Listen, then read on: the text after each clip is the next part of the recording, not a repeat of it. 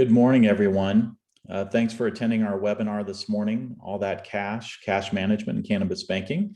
We appreciate your time today. We're going to be presenting roughly 30 minutes of material, but we do want to answer any questions you might have. So we're going to present straight through.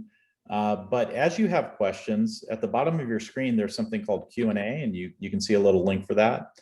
Go ahead and text us any questions you have, and we promise to respect your time and try to be done in 30 minutes, but we're willing to stay as long as necessary to answer any questions. So for those of you that can hang around and want to hear the full Q&A, we encourage you to do so. So with that, I'm going to introduce today's presenters. We've got Andy Montgomery, the CEO and founder of HDCS, and Jonte James, the CEO and founder of NatureTrak. Please take it away, guys. Thanks, Pat. Welcome, everyone. Hope everyone's having a semi-cool week. I know parts of the Northwest are boiling. So I'm Andy Montgomery. I am the CEO and founder of HDCS, which works with financial institutions to put in compliance systems to bank higher risk depositors like cannabis, crypto, and some other higher risk areas. My background is 25 years in banking, which includes starting a couple of community banks and building those up from the ground up, and then being one of many CEOs for large multinationals. So I come at this industry from a banking perspective, and specifically looking at what I would need within my institution in order to safely and profitably bank cannabis. We, as consultants, had looked at a variety of different technology providers. I'm pleased to have our preferred partner on the call with us, which is NatureTrak, because we think they offer the best solution from a technology standpoint in cannabis banking. So, Jonte? Thanks, Andy, and thanks, everyone. Good morning. Appreciate your time as we get to this 4th of July weekend. As Andy said, I'm Jonte James, CEO and founder of NatureTrak. We are the technology partner for HDCS. My background is 15 plus years in government and SaaS solutions. We have a deep domain knowledge in cannabis. We handle the cannabis supply chain from a government perspective, how we follow and track that product from seed to bank. And we provide that deep domain knowledge into our technology, as well as education for financial institutions that are banking cannabis. Well, great. What we're going to talk a little bit about is industry and regulatory update, the Aml Bsa requirements for cash-intensive businesses, the unique requirements for banking cannabis, and what our view is what an all-purpose program or comprehensive program looks like from both compliance and technology. Appreciate that you all probably have a little different backgrounds in terms of cannabis banking and perspective. So we're going to cover this from a general perspective, but anytime you want us to get really specific, happy to do that. Just put a question in the chat function and we'll address it. Obviously, cannabis is a problem because it's an all cash industry, or largely cash industry, we should say. There are some other alternatives, but primarily it's an all cash industry. It's bad for the cannabis industry because of the security risk and the problem that they have in monetizing that cash, utilizing that cash effectively. It's problematic for the financial institutions to take in that cash for the regulatory concerns, BSA, AML, and security risks. And it's a problem for the government because it provides for ongoing black and gray market, and they're losing tax revenue on the completely compliant market, and it's system ripe with money laundering and illicit activities. The balancing act for financial institutions looking at cannabis is starting with a risk and can it be managed, and you evaluate going through your risk assessments and determine whether it's an industry you want to get into and whether you can appropriately manage that risk. But closely associated with that, which we really encourage a lot of institutions to take a look at, is the return for the risk. So if you're going to go into cannabis banking, you're going to, in our view, have to build up a pretty robust program. And the rationale for doing that should be to produce a return for that program. Now, we all know that institutions, community banks, and credit unions want to serve their community, but still, to build a program that's going to keep you regulatorily safe, it needs to be robust. So there needs to be a return to at least pay for that risk. And then the third element in evaluating whether you're ready to take the risk is what resources you have either internally or can bring in externally to help manage the risk and execute properly, especially given all the changing laws, rules, and regulations that are occurring every day and are going to continue to occur in the cannabis industry for the next 20 years. As I mentioned, the landscape's fluid. So we've got 38 different state laws now. At least medical cannabis is passed in 38 states, if not adult use. We continue to see more ballot measures. So we've hit that tipping point in cannabis where it is basically the law of the land in most of the United States, still federally illegal. And that fundamentally is the problem. We'll talk about that. But within those 38 different states, you've got 13,000 different municipalities, which are constantly tinkering and changing their laws with, which the cannabis related businesses have to comply with. And as a financial institution, you have to make sure they're complying with it because you can't have illegal businesses in the financial services system. So institutions need to have a mechanism for paying attention to that. The regulatory guidance out there is minimal. We've got the rescinded call memo.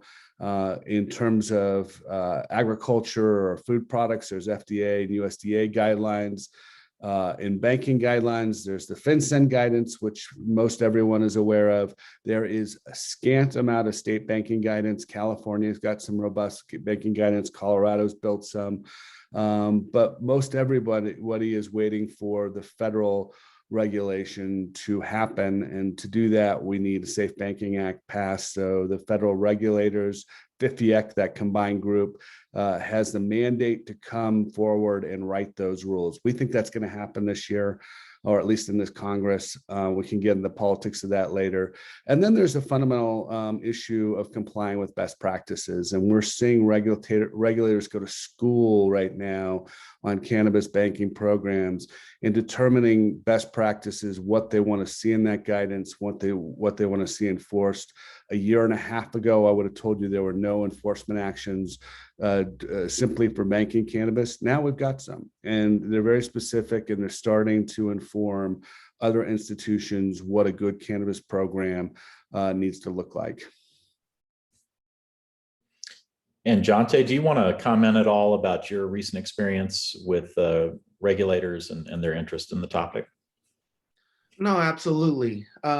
We've recently been through a couple examinations with bank partners, and the regulators have been really keen on trying to understand what's going on in the supply chain and what technologies are out there.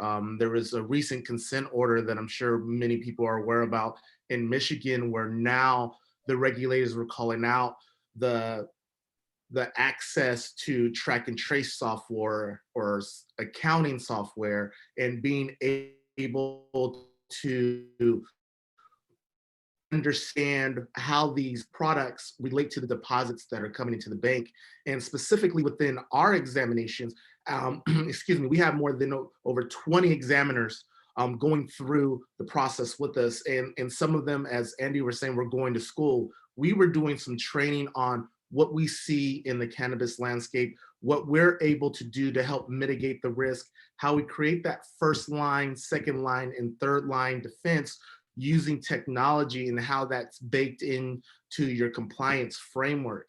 To the point that after these examinations, we met specifically with the DFPI here in the state of California, and met with their entire group to then provide a demo and knowledge of what we have and what we're doing in cannabis for government institutions, how the track and trace software and accounting software relate to these operators, understanding their technologies, but not only doing that, providing our cannabis knowledge of what happens in the legal market and the traditional market, that inversion and diversion of product, and how that relates to deposits coming into the bank.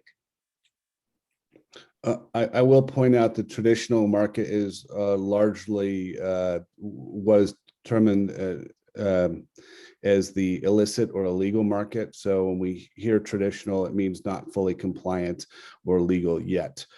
Again, we think the Safe Banking Act is inevitable. So right now it's being held up in committee by the Senate Banking Chairman, Sherrod Brown. It's passed the House 4 times. It has the votes to pass in the Senate. Sherrod Brown is holding it up because he's trying to link it to decriminalization efforts as well as some equity efforts. And those efforts are probably not likely to pass the Senate. So this is political maneuvering. Once they exhaust that posturing, it will be moved. Sherrod Brown just got a letter this week from a Republican senator and a Democratic senator pushing him to release the bill for a vote on the floor, and we think that'll happen. That'll be a game changer in terms of banking because it will then prompt FIFIEC to write the rules. We think those rules writings are going to happen faster than normal because they've been preparing for it. But this has bipartisan support. You've got attorney generals that are looking at this across the United States from a safety and security standpoint, and the ability, it'll help law enforcement crack down on the illicit trade. Obviously, treasurers want mechanisms to better collect taxes, and mainly 70% of voters now support adult use or recreational cannabis.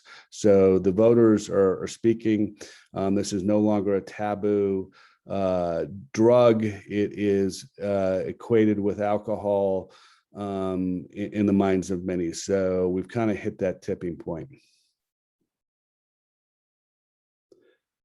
The Aml Bsa Considerations, a lot of this is going to be second nature to you. When we go to an institution, we always start with looking at their Aml Bsa program, see if there's any findings from their recent exam and if those have been cleaned up. You got to do that before you start a riskier program like cannabis. Have your know your customer program that is specific to cannabis. We'll get into that. It's not sufficient just to use your normal KYC program because of the specifics of the cannabis industry. Same thing with Aml Monitoring, where you may have Aml Bsa software that is really good for your institution. It may not, and we're going to probably tell you it does not function for cannabis to the degree that it needs to. You'll have a higher bar for audits and exams. And then there's the consideration of how you'll handle the cash. We know that cash brings in security if you're going to bring it into the branch. We also know, those of us who have been in banking for a long time, that cash is a great way to spread disease. And so that's why the Fed is moving up their digital currency. It's just fundamentally a bad idea to do it, in our opinion, if you can avoid it. And in many cases, you can go directly from the cannabis business to the Fed.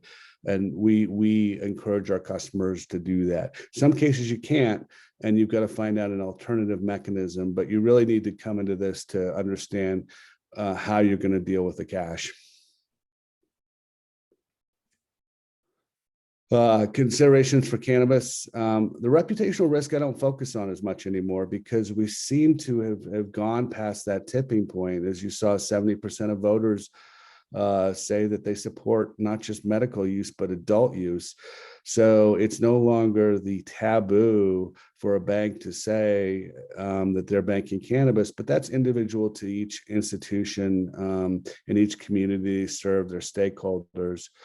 The real issues come to really how you're going to vet legal versus illegal cannabis and understand whether the cannabis businesses are compliant and what some of those issues are with them not being compliant or legal, because that could really expose your institution to some findings. Then you get into the monitoring of the transactions, because even a legal and compliant cannabis business may be 90% legal, but then, and Jonte can talk about this in detail, but have 10% still of unaccounted cash, and that's going to be a problem.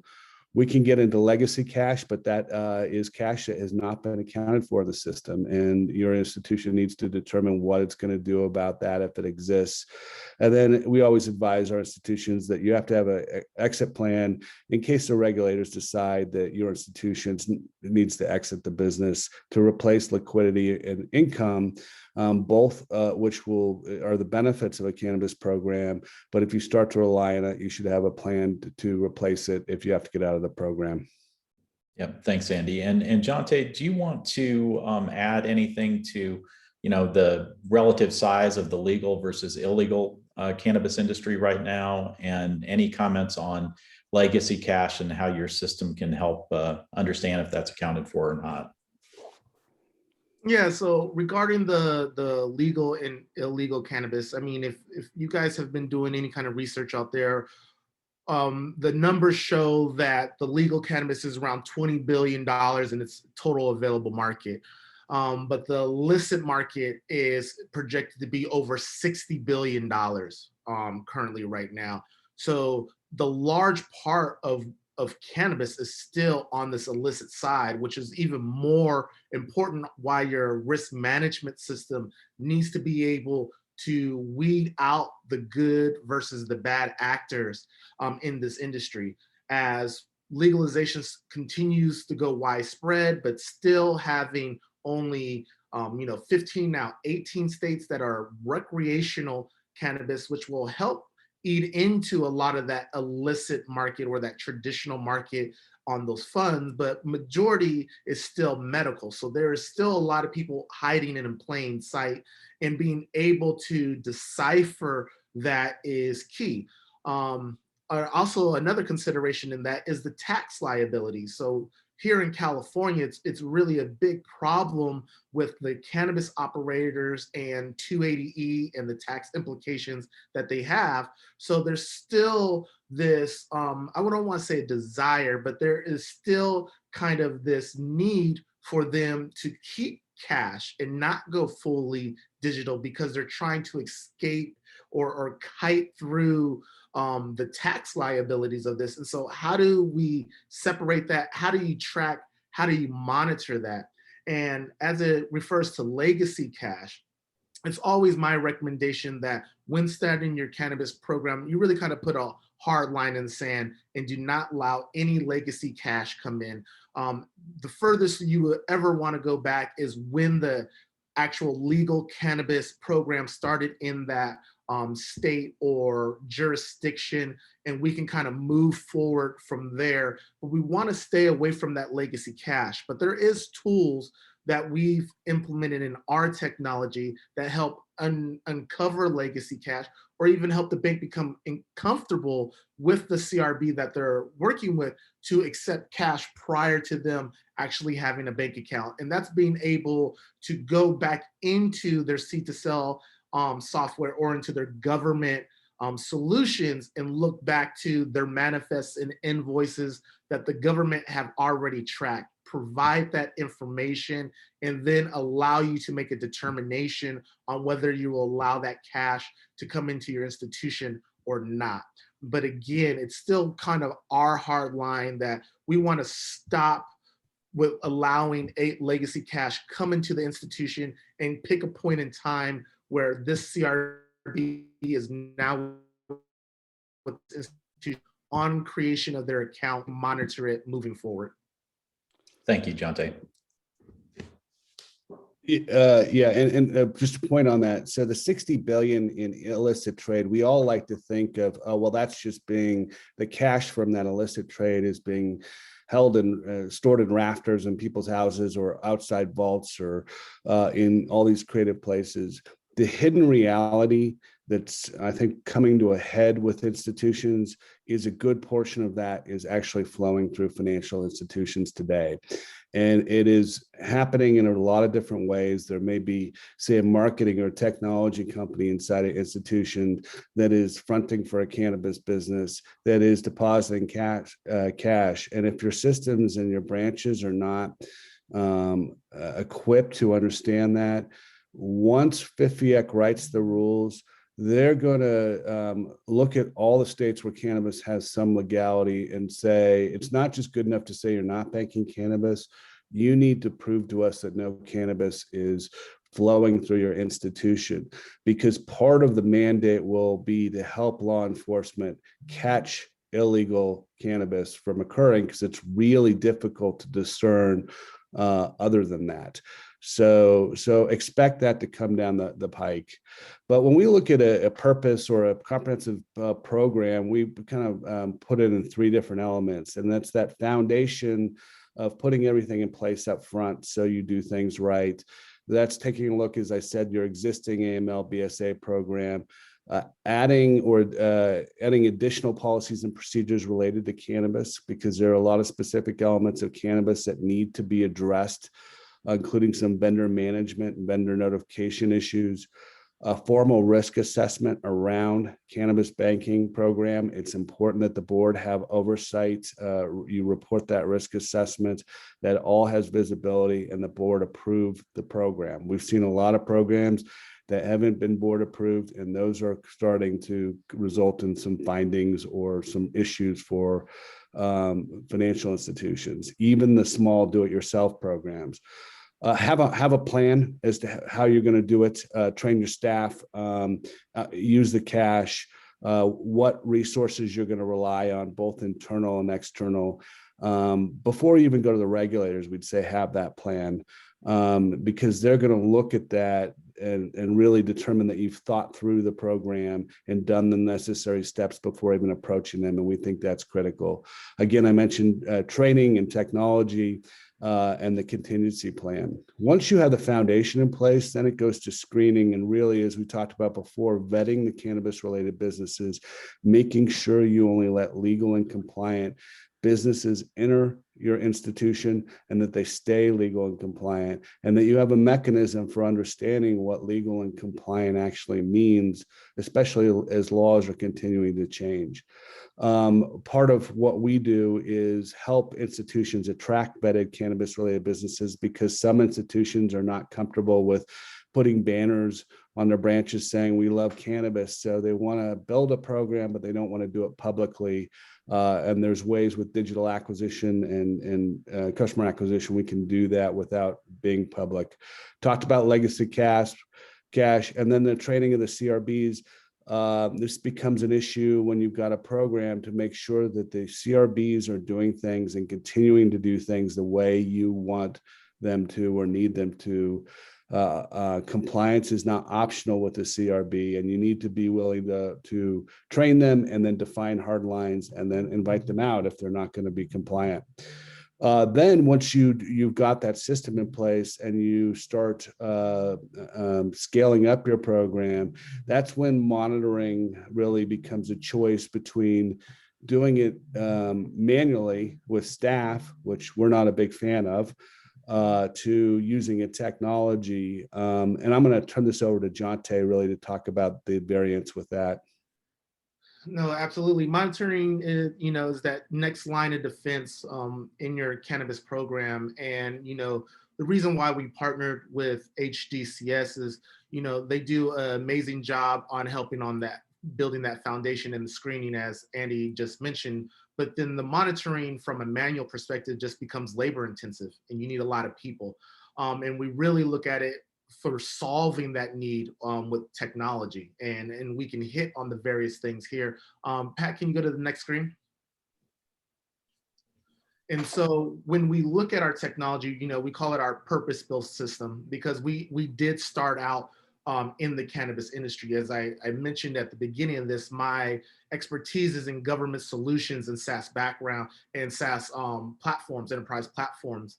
And what we did is we were working with the government. We were working with, some of the big four, the KPMGs and the EYs of the world, to how do we tackle this problem and how do we build a solution to help mitigate the risk, not only from a government perspective, but from a financial institution perspective. And so that comes with real-time transparency and the risk management.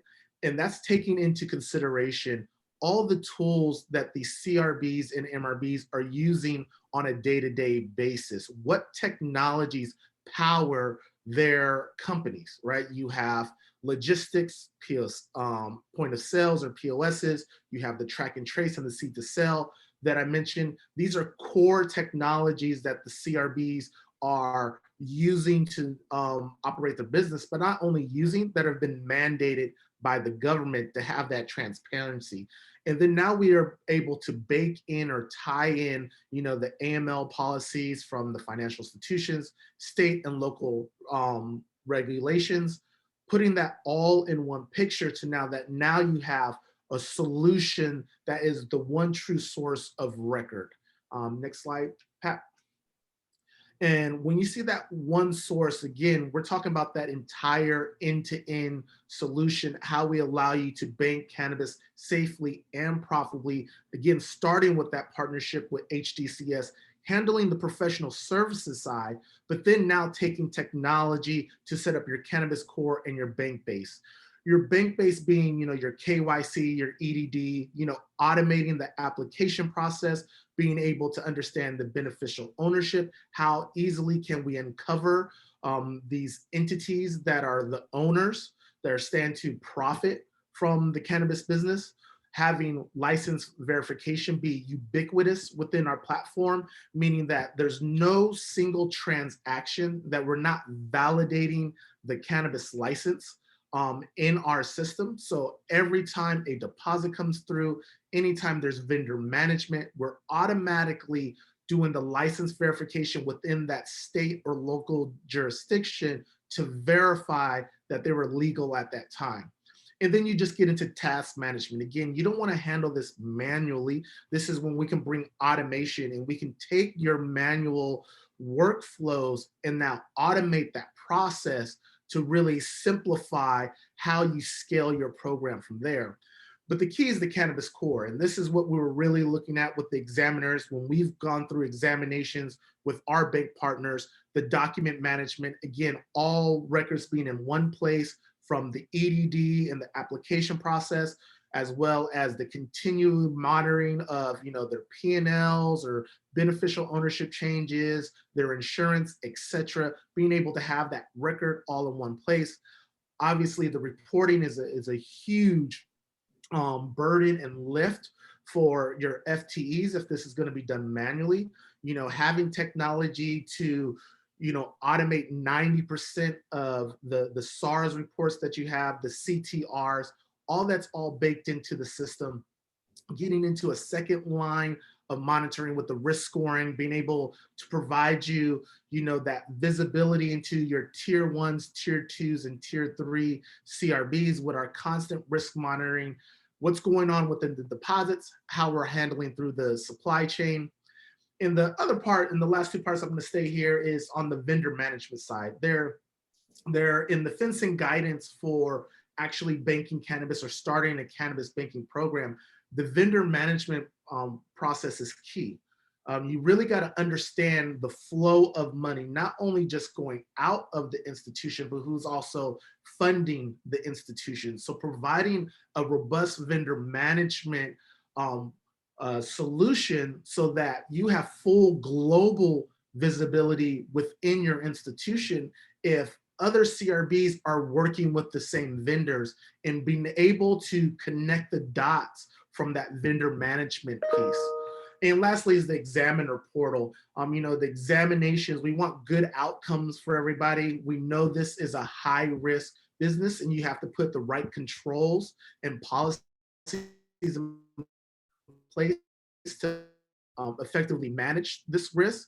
And we provide that opportunity for you. Again, offering a portal for the examiners to examine, a specific account, specific deposits, any risk scores or any unusual activity that we've seen within the account. We provide that portal to easily interact with that examiner during that audit process, as well as giving, us supplying support within that time if there's anything that we need to show or divulge within the technology.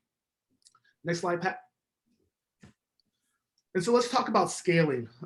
You don't get into cannabis banking unless you want to scale your program and make it profitable. It's really, in my opinion, that if you're going to bank cannabis and you may have uncovered that you're unknowingly banking cannabis and you want to keep these 2-3 cannabis accounts within your institution, then that would be fine. But why take on that undue risk if you're not going to make this something profitable for your institution? And the way to make this profitable is through technology. And so one of the things we really hang our hat on is the pre-deposit verification as far as the cash management.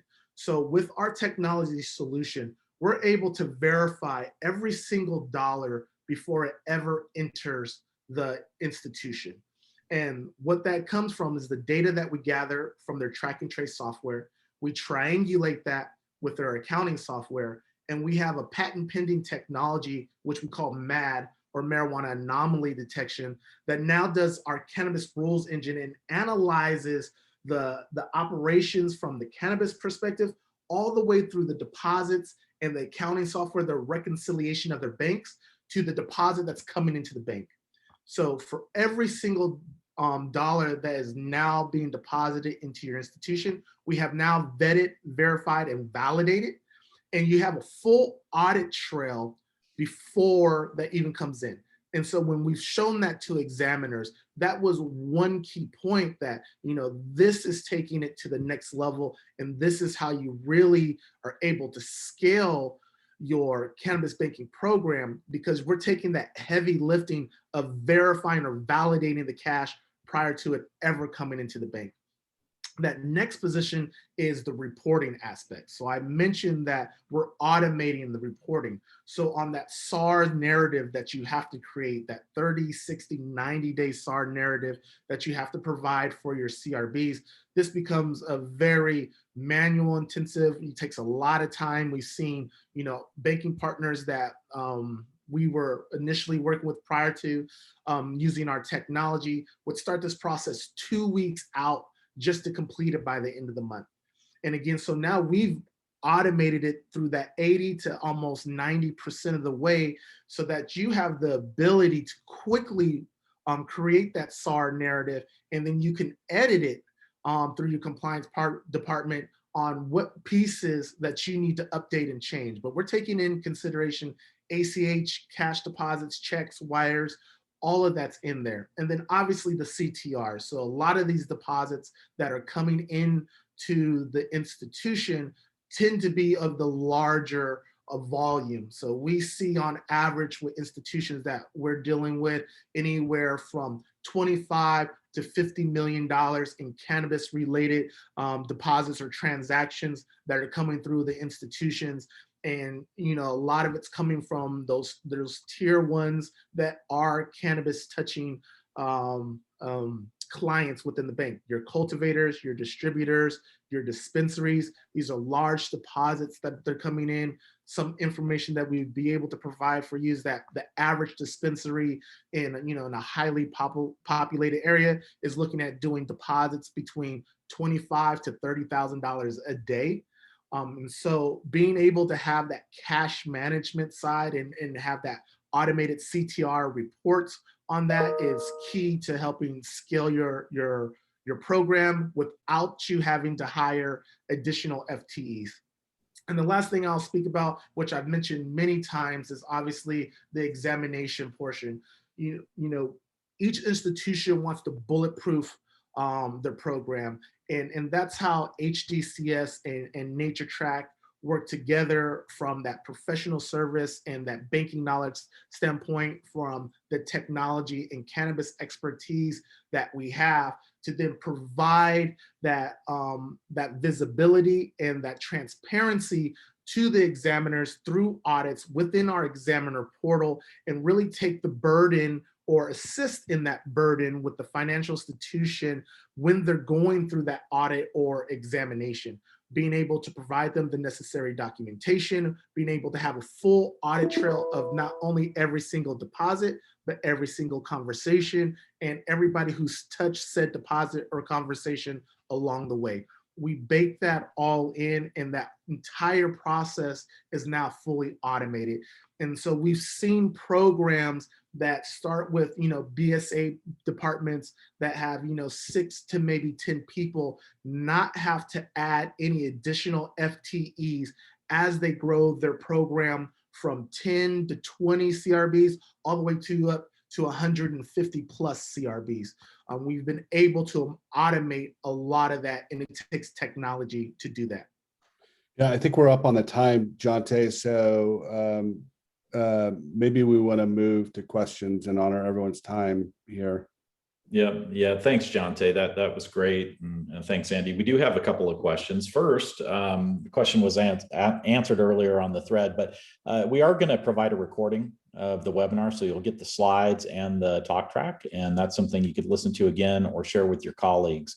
And we do, appreciate we went a little over here, and we're going to keep going with Q&A for those that can attend. But we'll send the recording out to everyone else so they don't miss anything. So first question, how many banks do you work with on cannabis? And what are the sizes of those banks and credit unions? Jonte, you want to go first, or you want me to go first? You can go first. Yeah, so we work with a number of different financial institutions, credit unions, and banks. Generally, they tend to be smaller in size. So they're all under 5 billion in assets at this point. So there are some that NatureTrak works with, some we jointly work with, and some HDCS works with.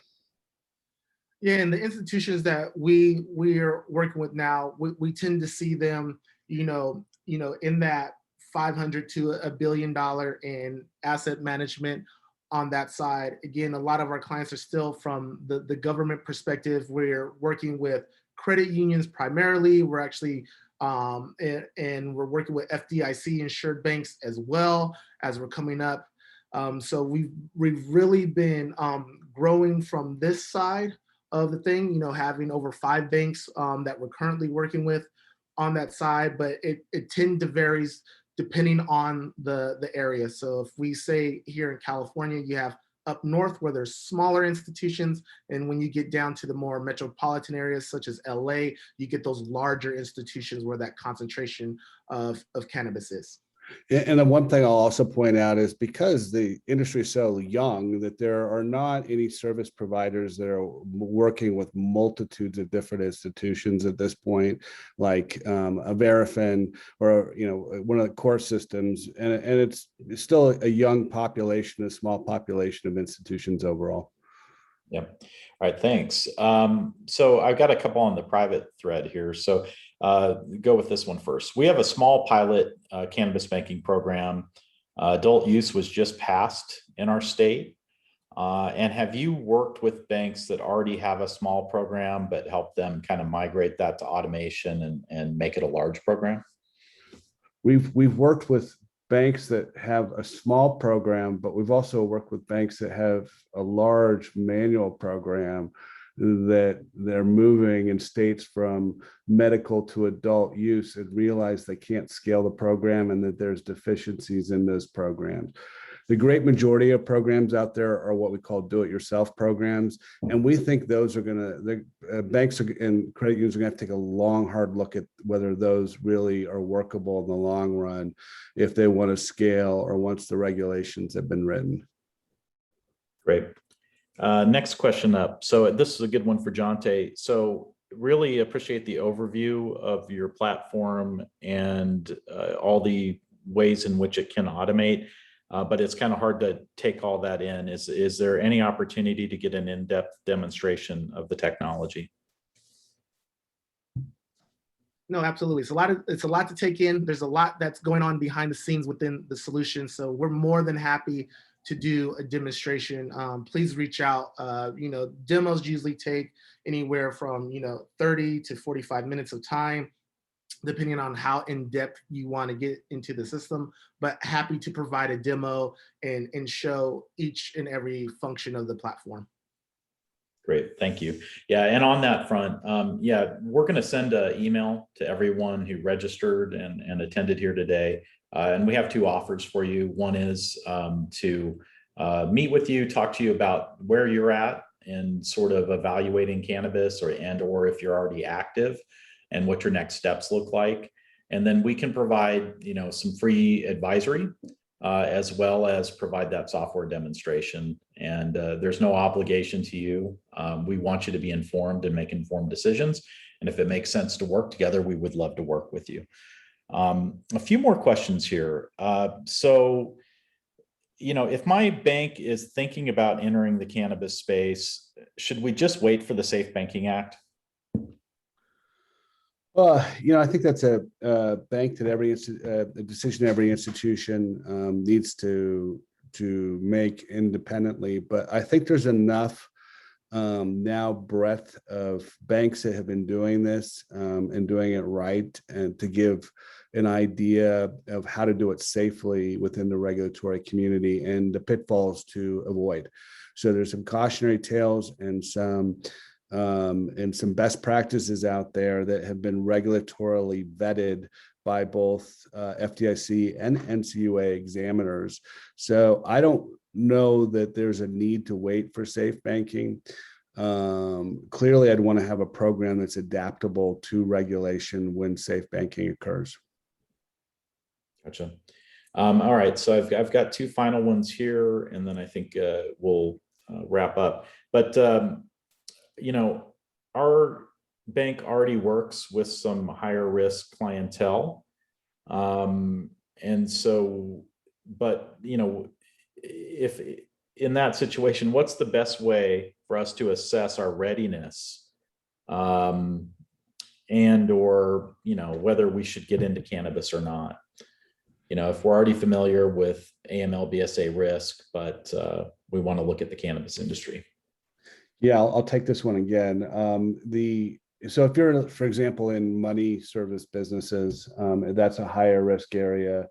You really need to kind of not rely on that program alone, even though if it's been regulatory vetted, there's been no material findings, and really adapt a program for cannabis directly. What we do is HDCS, just complimentary. We go in and do a free assessment of institutions' program or thoughts about a program or their high risk program when it comes to MSB, and give them some advice on how to adapt it to cannabis. But I think that when you go into cannabis, you really need to do it intentionally and look at the body of what's out there in terms of guidance. And build a robust program, because it's got its own variants from other high-risk businesses. Great. And so last question, and Jonte, I think this is best for you. You had mentioned, working with banks that have gone up, to 100, 150 CRBs. How many employees does it take to run a program that size? And how many did they have to add from where they started to that level of scale? Yeah, that's a good question, Pat. What I would say, how I would answer that is that they already had their existing BSA department, and they started with manually banking their cannabis program. And then in implementing our software and technology, they did not increase any FTEs as they scaled that program. And so what you see is a lot of the processes, especially when we're able to work with them through their task management and their workflow management, and really customize the platform to their needs. It eliminates the need to add any additional FTEs, and they can do their normal BSA AML work that they're doing on a day-to-day basis, and allow the technology to handle the cannabis portion, the pre-deposit validation, the verifying of the licenses, the vendor management piece, and then, automating the reporting side. So depending on the program and how many licenses that vary in each area, we would say that our technology allows you to keep your BSA program intact and be able to scale and manage that effectively. That's great. Well, hey, once again, want to thank everyone for their time and attention today. We're going to be following up with an email with links to the recording by tomorrow. And, please do take a look at that or share that with colleagues if they're interested. And we'll also include contact information and reiterate our offers to you to speak to you and other members of your team, specifically about your financial institution. So thanks again, everybody. Have a great day.